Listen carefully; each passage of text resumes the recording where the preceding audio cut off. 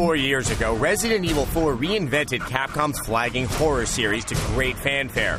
Resident Evil 5 has now arrived with much anticipation and seems to have picked up the series' unfortunate tradition of refusing to evolve with the times. Resident Evil 5 returns to the main storyline for the first time since Resident Evil 0, with Chris Redfield returning. He's on the hunt for bioterrorists in a fictional African country, and of course stumbles across the birthplace of the virus that has been causing all the trouble since Resident Evil 1. Far from Metal Gear Solid 4's satisfying plot wrap-up, Resident Evil 5's narrative quickly turns clumsy and slapdash. Embarrassingly telegraphed plot points lack punch, and silly dialogue robs the story of any Resident's hope for at the end of its 13-year run. Suckers! There's also the issue of racism, which has repeatedly reared its ugly head during the game's development. Capcom is definitely toying with loaded imagery that has at various times in our history been used to demean an entire people.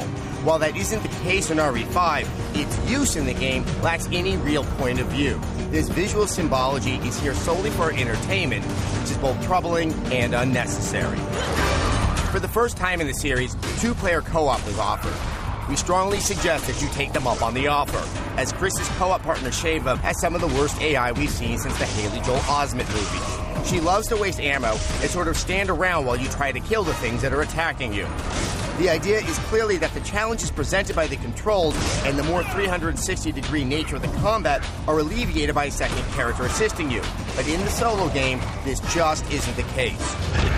RE5's control scheme closely resembles that of RE4, which was an improvement for the series 4 years ago, but is now an anachronism wholly unjustified in a 2009 game. Chris and Sheva move with a plodding sluggishness, and of course, cannot move or even pivot in place while shooting. Even better, your extremely limited inventory can only be accessed in real time. Understandable in co-op, but maddening in single player. QTE sequences involve dodge maneuvers, and they make me wonder why they didn't just put in a dodge button. These problems don't render the game unplayable by any means, but they're seemingly arbitrary impediments and don't serve to heighten tension, just frustration. Resident Evil 5 is, first and foremost, an action game. There are few puzzles, and you travel a mostly linear path. This puts the action elements of the game in the forefront, which makes it doubly puzzling why more third-person action-controlled innovations of the past years were not incorporated. A half-assed cover mechanic does make an appearance, becoming essential late in the game, but it's fairly unintuitive and mostly serves to highlight how frustrating games like Gears of War and Uncharted would be without regenerating health. Okay, let me put the brakes on the bitching for a second. This is not a terrible game.